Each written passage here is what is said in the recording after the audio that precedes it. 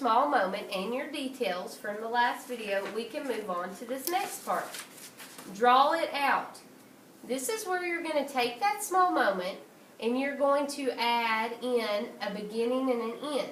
So the small moment will usually be the middle event. So if you're talking about, let's say, a roller coaster, then the ride would be the middle part.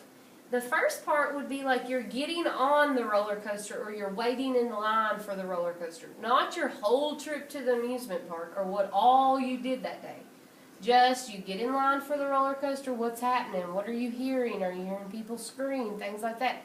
But you're going to draw a picture of you maybe waiting in line, then you're going to draw a picture of you riding the roller coaster, and then what happened at the end of the roller coaster. Draw a picture of maybe your facial expressions. Were you happy? Or maybe you're in the bathroom because you're sick, okay? So you want to draw those here. Then you're going to come from here, once you get this drawn out with detail, and you're going to start pulling from that. So for instance, you're going to take this first picture from Draw It Out, and you're going to put it on Stretch It Out number 1. And you're going to draw the same picture, but with more detail. So if it's you getting on the roller coaster, or you waiting in line for the roller coaster, you're going to draw that picture with more detail. Then you're going to start talking about it. Maybe when you were going up to the roller coaster, you passed under the sign that said that it was the scariest ride in the amusement park and you were terrified, or you started to get butterflies in your stomach.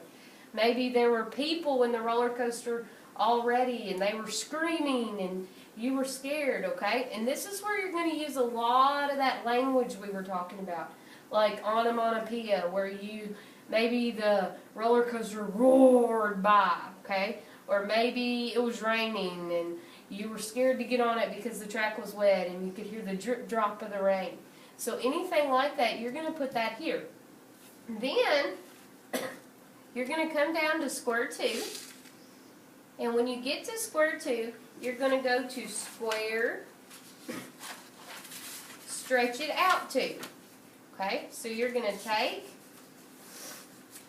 number 2 right here from Draw It Out and put that one on Stretch It Out 2.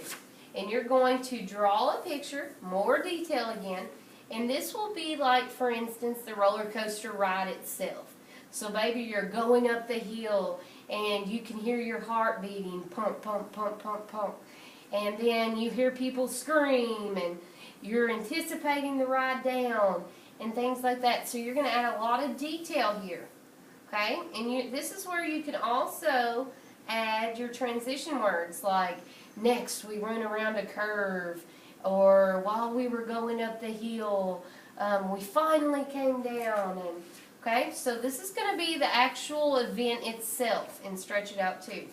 Then Stretch It Out 3 is where you're going to end the event, okay? The small event in your life. What was the outcome? What happened at the end? So if it was a roller coaster ride, you're going to go to Stretch It Out 3. Then you're going to write, what happens when you get off the ride?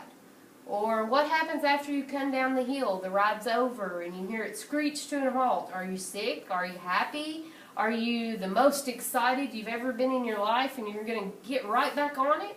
Okay, so you're going to write about that and Stretch It Out 3. This is where you want a nice ending. So you might use the transition word, finally, the ride was over. And I could finally open my eyes again. So you want to use lots of detail on all 3 of these Stretch It Outs. And then we come over here to your editing checklist.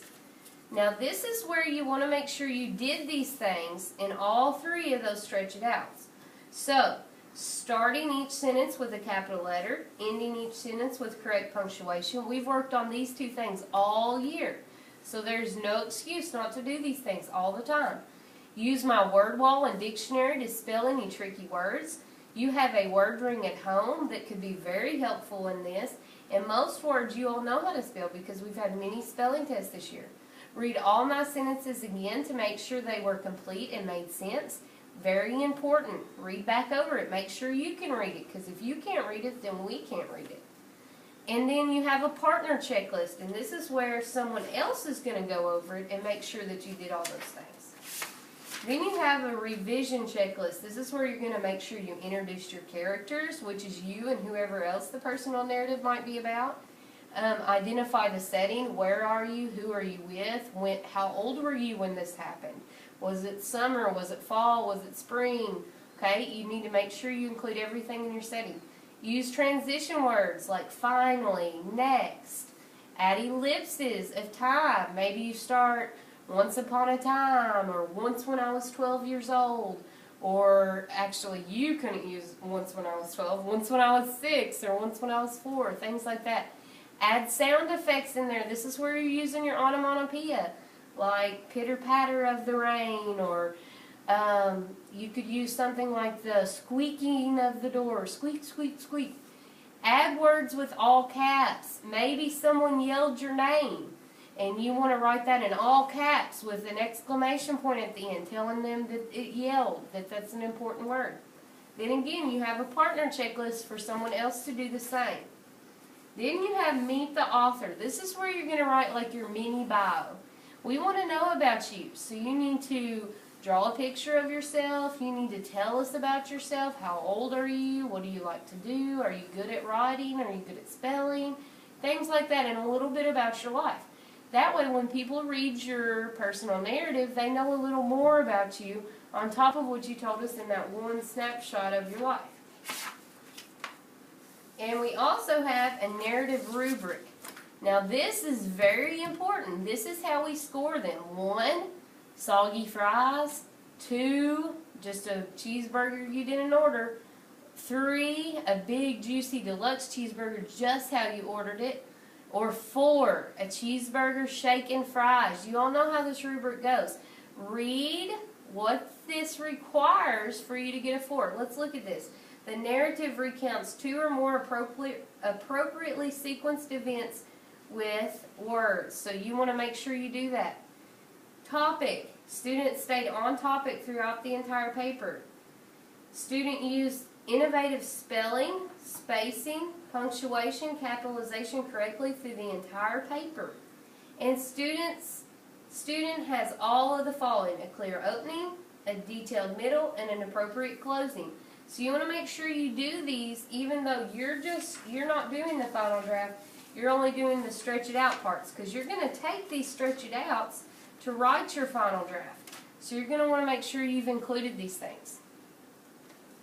Okay, now make sure that you watch the 2 videos of the books that we've included, so you'll have some examples of what we're talking about.